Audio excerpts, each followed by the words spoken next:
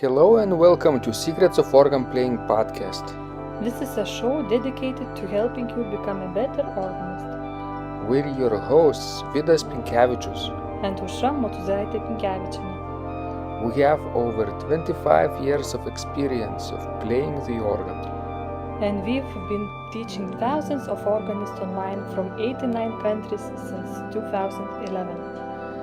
So now let's jump in and get started with the podcast for today. We hope you'll enjoy it. Hi guys, this is Vidas. And Aušra.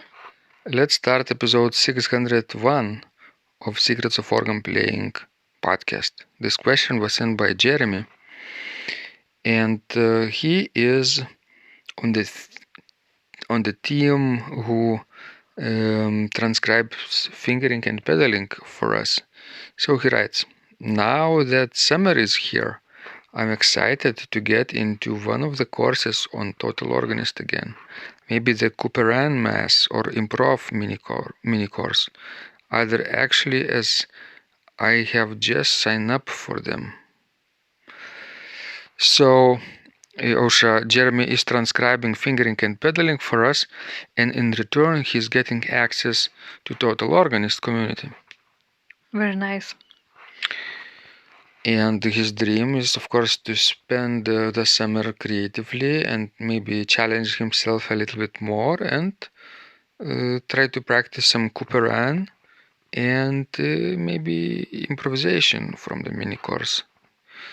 Have you seen some of his Couperin videos already? Yes, I have. He's recording them sometimes for our Secrets of Organ Playing contest, or sometimes just for fun.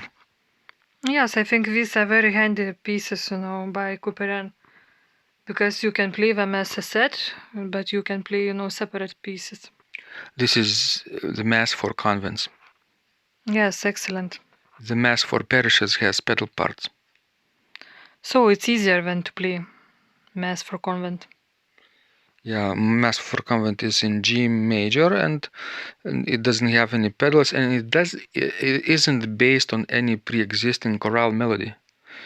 All the themes are kind of original by Couperin, whereas Mass for the parishes has plain chant, basically Gregorian chant melodies, and also pedal part. So I guess, then makes the Mass of convent even more special, because very often French composers based their masses on Gregorian chant. Yes, and it appears that convents require smaller organs than parishes, right? Surely, and I guess because most of them probably didn't have any pedals, that's why Couperin chose not to add one. And the course that teaches to play Couperin Mass for convents is based on video material. I recorded them on St. John's organ a few years ago, and I remember also preparing fingering for students as part of the course. So it's really comprehensive training program, because not only you will get fingering and pedaling, but also I'm talking about the characteristics of each piece, of each movement of the Mass, and the processes that helps you learn faster. Excellent, because I think you need guidance when you are working on French Baroque music. What's the most challenging thing that comes to mind right away about French Baroque, French classical, as they say? Well, probably the ornamentation. All these trills and mordents and all other embellishments. They're similar to the late Johann Sebastian Bach ornaments, right? True. But still many people cannot grasp them, because just recently, a few days ago, I received a question. One piano teacher from the small town of Lithuania, but she is already really mature. I taught her daughter once, solfege for a few years, so she knows me fairly well. Sent me a score, excerpt of a score by Couperin. But it was actually original harpsichord piece. But her student is performing it on the piano and she does not know how to play the ornaments, so I had to explain her. And it's so strange that you teach piano for 30 years and you still don't know how to play French trills and ornaments. In Lithuania, I don't think pianists had any opportunity to learn early music performance practice. That's true, but still now I think the information is available for everybody. Which means you just have to stay curious. That's right. It's hard to stay curious when you have stagnant position, right? As pianists do Yes, that's true. in music schools. And I guess organists in general understand about ornaments much more than pianists. Or at least that's my opinion. They should, of course, because generally they tend to learn early music from early sources, original sources, and that pays off in the end. This experience can be applied to many other things. That's right. So now Vidas, tell us more about improvisation mini course.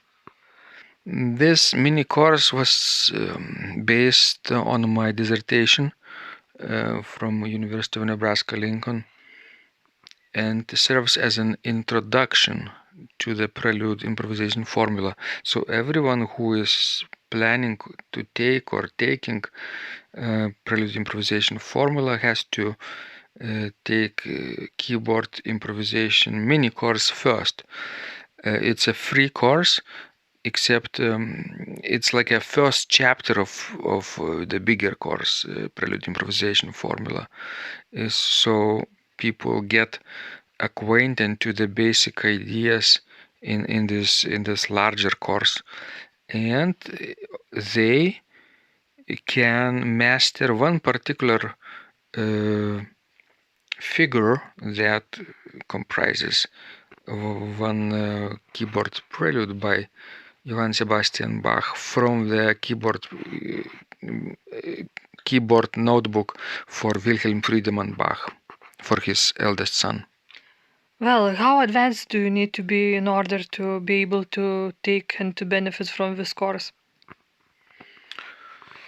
If you could play those pieces, I think you are good to go. I mean, original pieces, keyboard, Klavierbuchlein for Wilhelm Friedemann Bach, like two-part inventions, things like that. Not very difficult at all. Well, okay. The fun begins when you try to decipher the figures and the sequences and various other harmonic devices that Bach uses, cadences, and then you memorize them, you practice them, and then you transpose to various keys, and then you put them together in a different order, create your own mini prelude like this based on my pre-existing tonal plan in major keys and minor keys, and then you transpose them. So this is really fun. It's just an introduction to the prelude improvisation formula, and it could be played without any pedals, so basically on any keyboard instrument. So basically it's good also for pianists and harpsichordists and organists. Absolutely, yes. For harpsichordists, they just play it on one or two manuals of their harpsichord. For pianists, it's very simple, just play on the keyboard. For organists, they could change registration, of course, in various preludes and get more variety than with these techniques. But do you mean just to change the registration once for a prelude and then to change it for another prelude? Yes. Play each prelude with a different registration. Okay, I get it. I remember how I wrote this dissertation. Yes, I remember it. Who was the testing? We say rabbit. You. Yes, I did some of it. You were my human.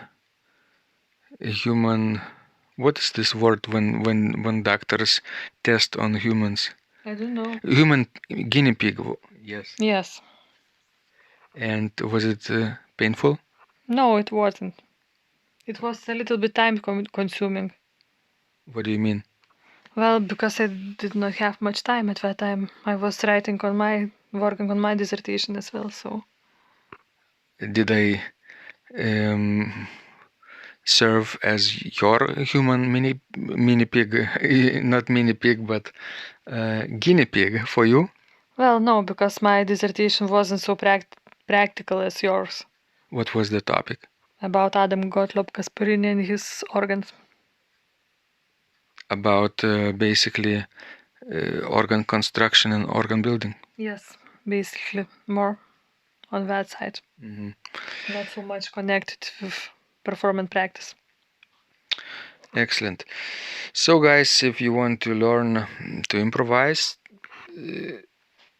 keyboard preludes which are not based on pre-existing chorale melodies, check out my mini course which later continues into prelude improvisation formula. And of course, Couperin Mass training that Jeremy is taking is very helpful too for other purposes. That's right. So I hope you will find them useful. So please send us more of your questions. We love helping you grow. This was Vidas. And Usha. And remember, when you practice, miracles happen. This podcast is supported by Total Organist, the most comprehensive organ training program online. It has hundreds of courses, coaching, and practice materials for every area of organ playing. Thousands of instructional videos and PDFs. You will not find more value anywhere else online. Total Organist helps you to master any piece, perfect your technique, develop your sight reading skills, and improvise or compose your own music and much, much more. Sign up and begin your training today at organduo.lt and click on Total Organist. And of course, you will get the first month free too. You can cancel anytime. If you like our organ music, you can also support us on Patreon and get free CDs.